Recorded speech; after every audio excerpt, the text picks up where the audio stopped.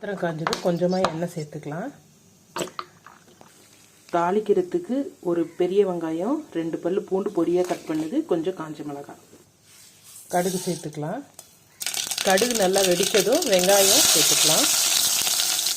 புடலங்காய் மேலே தோல் சீவிட்டு பொடியாக கட் பண்ணிக்கிறேன். ஒரு 4-5 அவரைக்காய் எங்கள் செடியில் இருந்தது. ஒரே ஒரு புடலங்காய் இருந்தது. எல்லாமே க்ளீன் பண்ணி பொடியாக கட் பண்ணி கழுவி எடுத்து வச்சுருக்கிறேன். இதை சேர்த்துக்கலாம். தேவையான அளவு கல்லுப்பு சேர்த்துக்கலாம். கொஞ்சமாக மஞ்சள் பொடி சேர்த்து கலரிக்கலாம். நல்லா வதங்கணும்.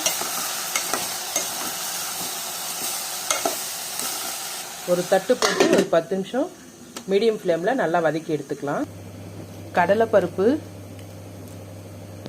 கடலைப்பருப்பில் அதிலே சின்ன சின்ன தக்காளி ஒரு 4 தக்காளி போட்டு வேக வச்சு எடுத்துருக்கிறேன். இப்போ தக்காளியை மட்டும் நல்லா மசிச்சு எடுத்துக்கலாம். காஞ்ச மிளகாய் சேர்த்துருக்குறோம். கொஞ்சமாக குழம்பு மிளகாய் தூள் டேஸ்ட்டுக்காகவும் நல்ல கலருக்காகவும் கொஞ்சமாக சேர்த்துக்கலாம். ஏன்னா காஞ்ச மிளகாயிலையும் காரம் வரும்.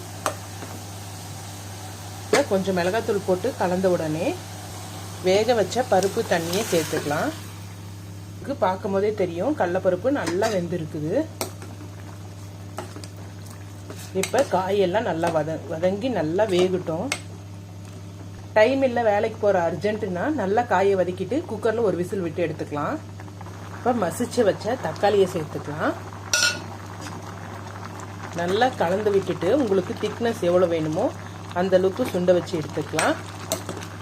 நான் சாதத்துக்குன்றதுனால கொஞ்சம் மூடி போட்டு வேக வச்சுக்கிறேன். நீங்கள் சப்பாத்தி தோசைன்னா கொஞ்சம் மூடி திறந்து விட்டு நல்லா கெட்டியாக எடுத்துக்கலாம்.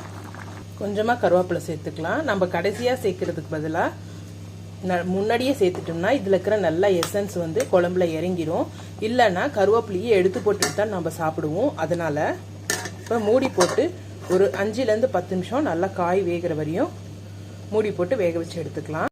10 நிமிஷத்தில் நல்லா காய் வெந்துருச்சு பாருங்கள். இப்போ சூடான சாதத்தில் போட்டு சாப்பிட்டுக்கலாம். இப்போ வீட்டில் காய்ச்சின நெய் மேலே ஒரு ஸ்பூன் தாராளமாக விட்டு சாப்பிட்டோம்னா சும்மா தேவாமிர்தமான போல் இருக்குங்க. இந்த வீடியோ பிடிச்சிருந்தா லைக் பண்ணுங்கள், ஷேர் பண்ணுங்கள், கமெண்ட் பண்ணுங்கள், சப்ஸ்கிரைப் பண்ணுங்கள்.